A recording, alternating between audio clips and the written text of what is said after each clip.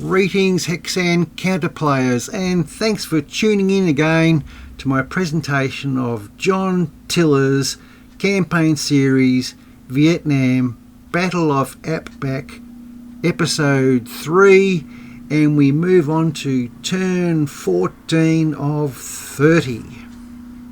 Our progress from the south of Ap Bac has been quite good, and it looks like we may be in a position to capture our second victory location. Note that the medium machine gun is conserving ammo. Unfortunately for us, that does not affect its defense value of 6, it only affects its attack values. Unfortunately, I had some sound issues, so you won't hear any of the background sounds. I'm sure some of you will think that's a good thing and others a bad thing. Just unfortunate. So as far as capturing the victory location, the first or initial attempts were to blast the inhabitant of the victory location out.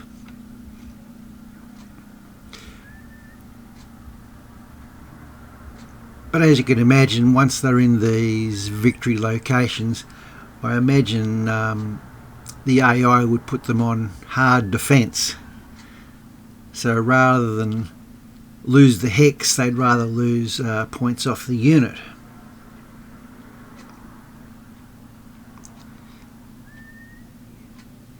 So pretty good odds there.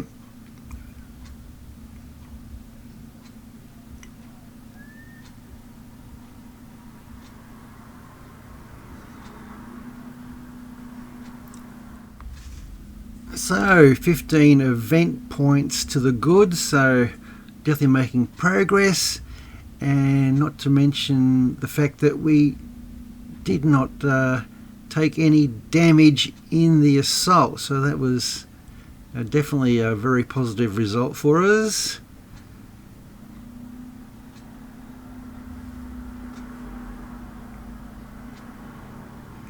So we went for a second assault.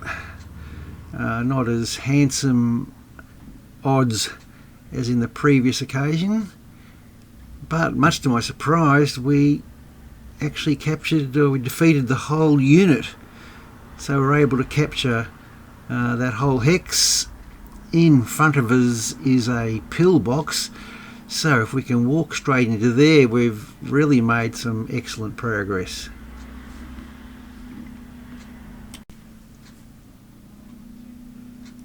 So as far as units blocking our path, there of course is that anti-aircraft machine gun that was in 28-24.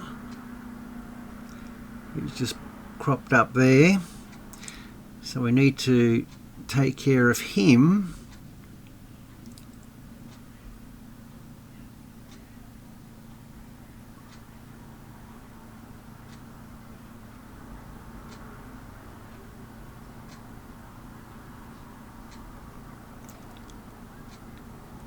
So hopefully we can disrupt this anti-aircraft machine gun. Notice he has a defense of 6, so not impossible to knock over, but his strength is... his strength has just dropped 1 and is disrupted. So this leaves him quite vulnerable to an assault. So approaching the halfway mark of this scenario, if we could knock over this anti-aircraft machine gun, we'd be looking at attacking Ap Bac itself proper, never mind the provinces to the north. But now we hand over to the VC. So not a real lot happened there in the VC turn. The aircraft that are low on fuel are actually returning to the airfields anyway. So we reached the halfway turn, turn 15 of 30. And I'm guessing you will know the routine by now. So we'll probably grab Bird Dog, see if we can get some undisciplined fire from the VC. Torment this medium anti-aircraft machine gun.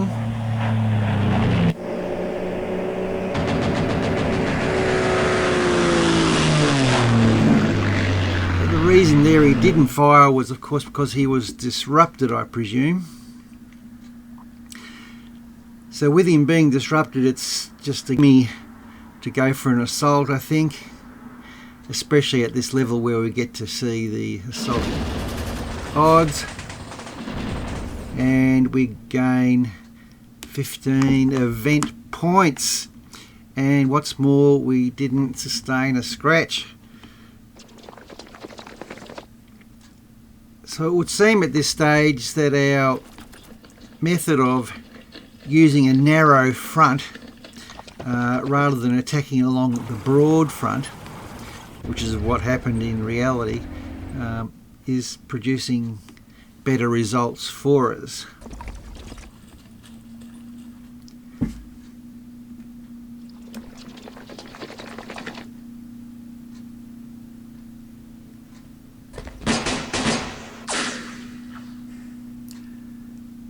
Okay, so that was defended by a VC sniper.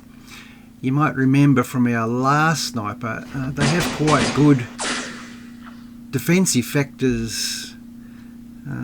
Was it 6 or 8? So we'll have to assault him out of there.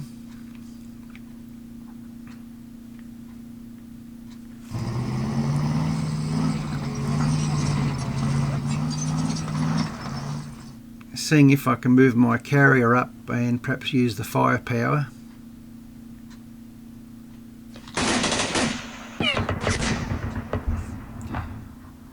Right, a squad. And we were forced to retreat.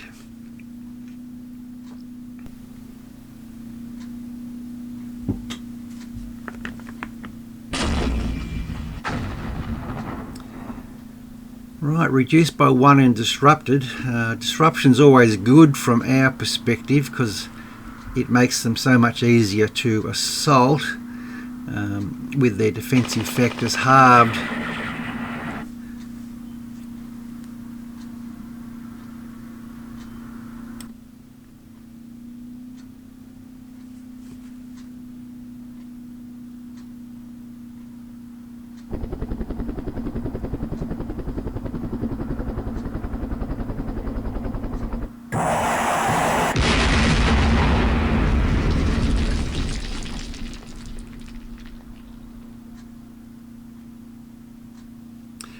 So I'm still being cautious with the gunships because I'm only attacking at low altitude.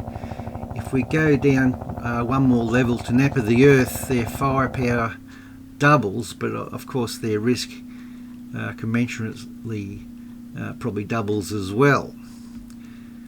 And we have got rid of that anti-aircraft machine gun, so perhaps on this side we could afford to go that one level lower. So from here, allocate the artillery.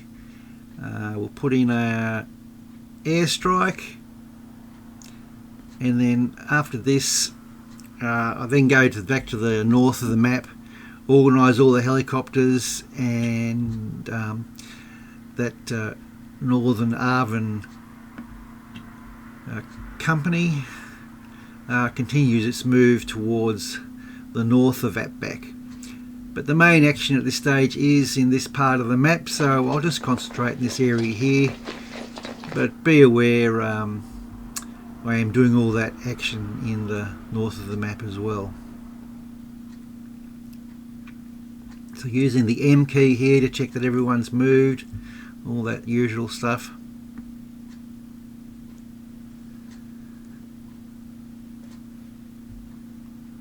Okay, save, and next turn, head over to the VC. Turn 15 of 30. We've got 3 airstrikes remaining.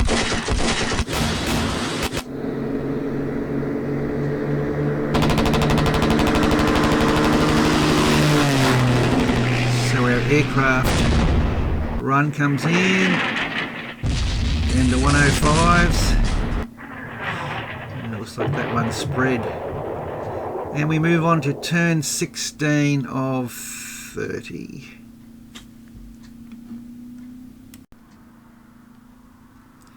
So let's have a look at the sit rep. We can use the shortcut key F3. So at this point we've only suffered 3% losses against 36% there, infantry troops, and 21% command and control nodes.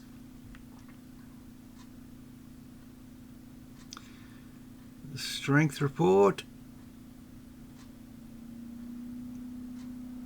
2 and 7%. Oh, there we go, we've got a couple of hundreds, a 66 and a 50.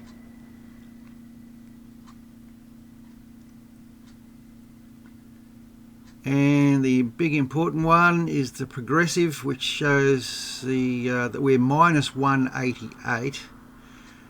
So we're heading towards eliminating. Well, we need to get to 0 to get to a minor defeat, but I think we're pretty well on target with our kills and keeping our casualties in check, which is always very important for the western side.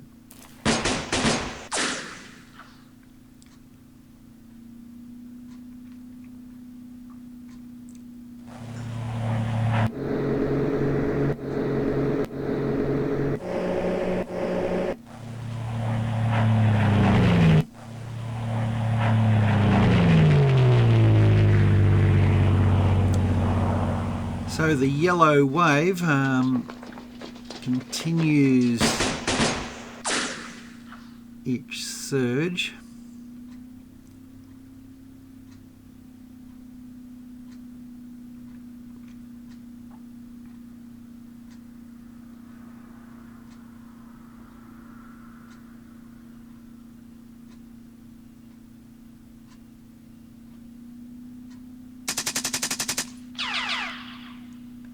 I'd love to get rid of this sniper via firepower, but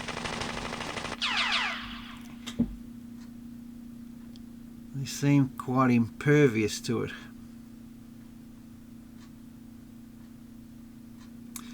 Looks like he's out of ammunition, unfortunately.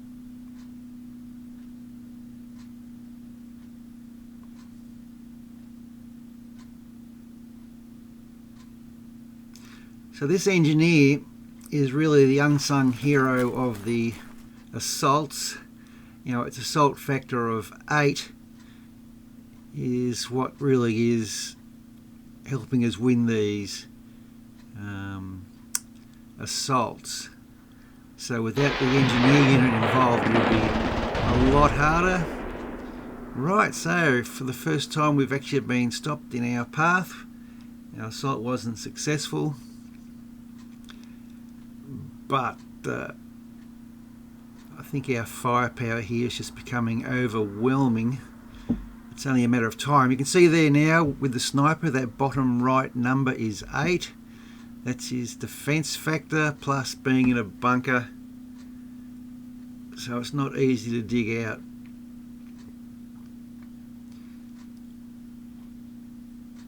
So the question is, with these guys, do we, you know, with an assault factor of 6, it's hardly worthwhile trying, I think.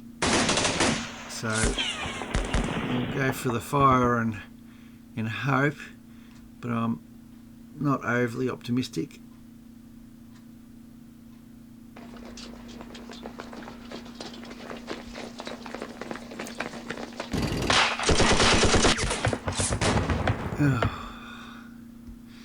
So our M117 1-3 retreated.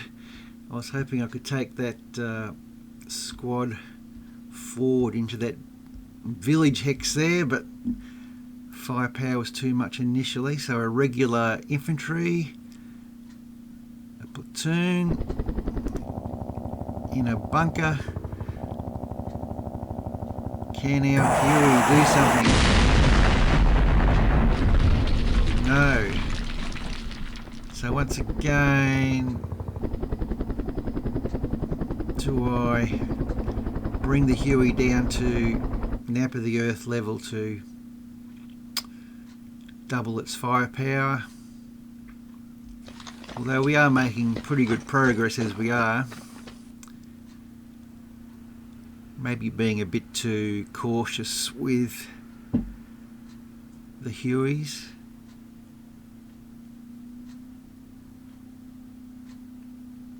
So these three chaps have 50, so they can fire. And no result. Pretty much expected. So I need to get these guys, these carriers, firepower up there, I suppose. Get them more into the action. Do I try loading these guys on?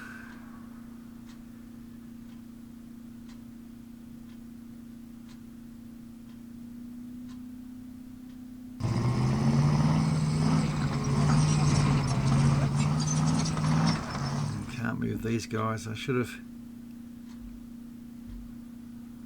I think I did try and move them forward there at one stage.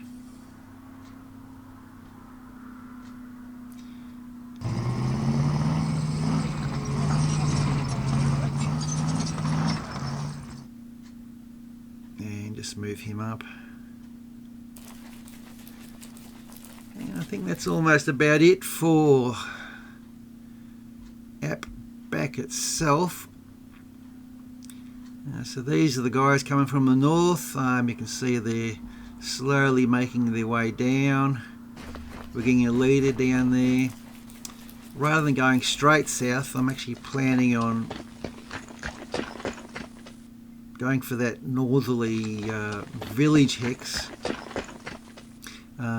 which is 2 rice paddies across. If I can establish a bridgehead there, hopefully then we can break in from the north. If not, I might try and sneak further over. Oh, in fact I can't. Well, I could get across that way, but it'd be pretty slow. So they're slowly getting in position with the helicopter airlift. As you see, I've put together those improved positions. So if I need to get some troops out of disruption, that'll be a bit of a sanctuary for them. And there was something to do while I was waiting for the rest of the force to roll up.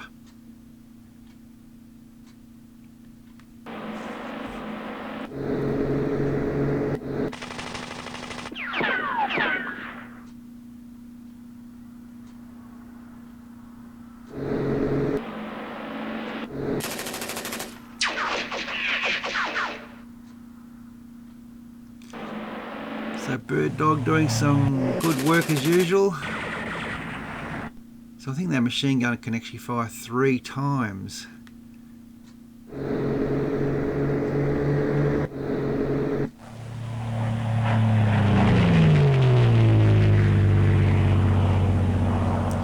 So when this northern group can actually spot this medium machine gun, we'll start putting some artillery and airstrikes in.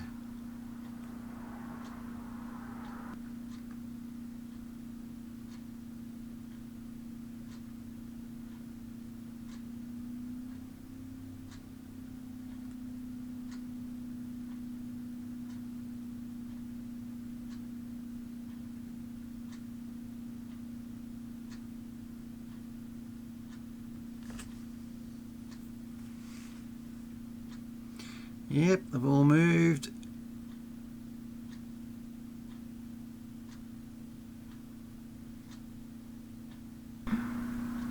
So from here, turn 16. Okay, so we get some more event points. So it's all going our way. So that'll make us very close to 0 at this stage on the running sheet. So mortars come in and we move on to turn 17.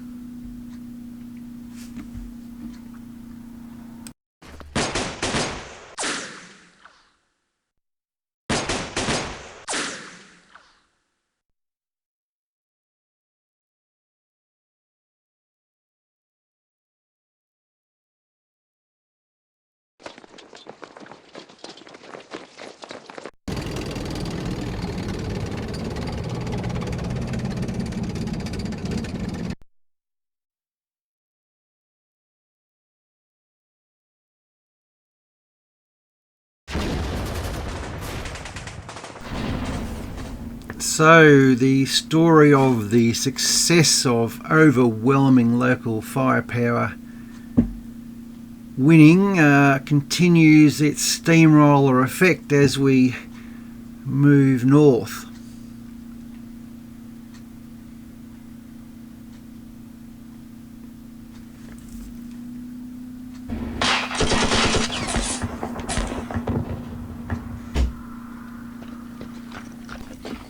At this stage I've decided to skip turn 18 and 19 and skip forward to turn 20.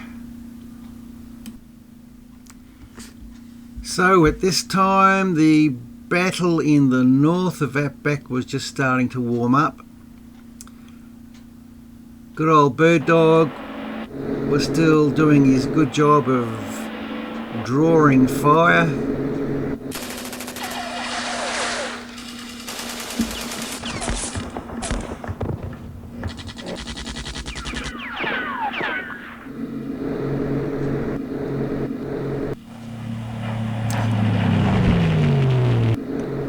And certainly this guy, although he doesn't have any guns, old Bird Dog, I think he would come close to getting man of the match as far as drawing off fire from our infantry.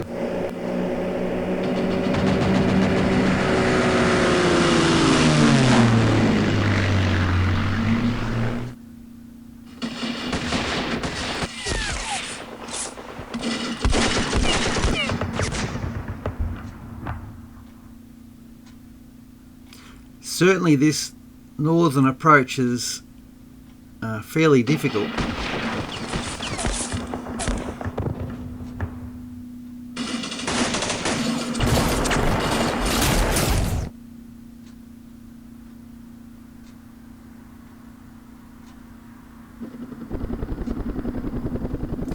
Notice that with the gunships at this stage I'm going down to Nap of the Earth.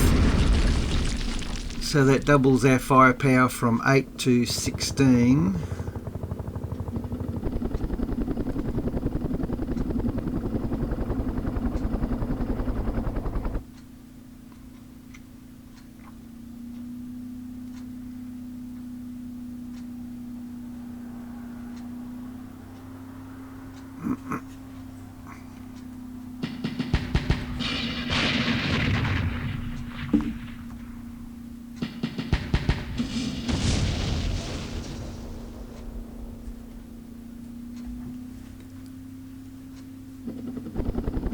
Gunship.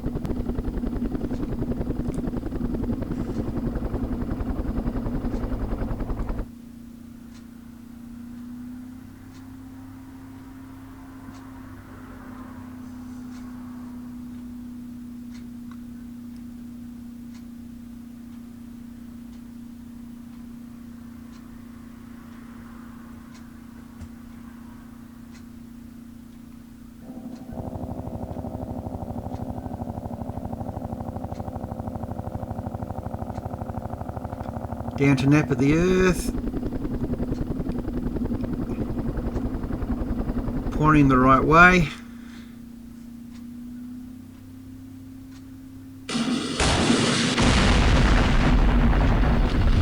Reduced by 1.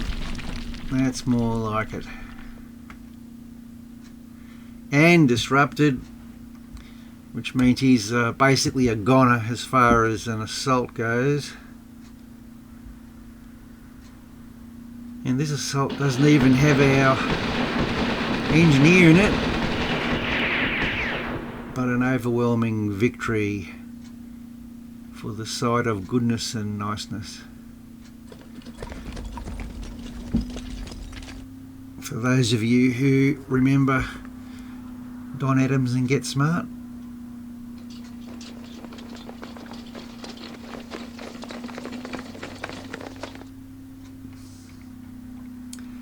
So Acacia headquarters, fairly juicy target.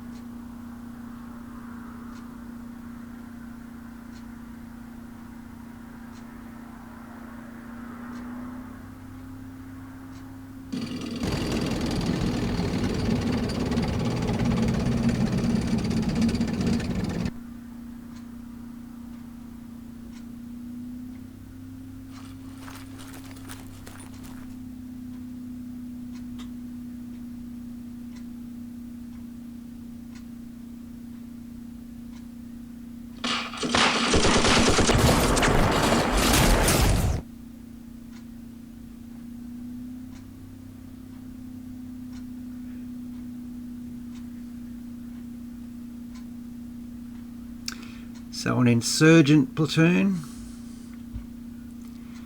but the real money was this battle here for the headquarters. Notice their defence on assault's reasonably modest.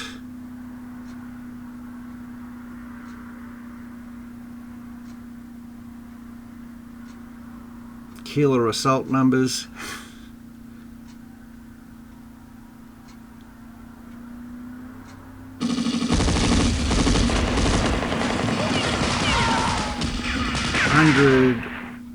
Event points, another 100 event points.